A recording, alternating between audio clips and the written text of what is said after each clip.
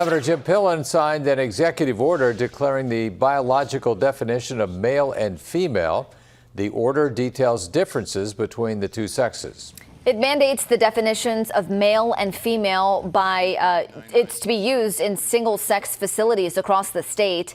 That includes in prisons, schools, and domestic violence and rape centers. Pillen is the second U.S. governor to do this, following Oklahoma Governor Kevin Stitt.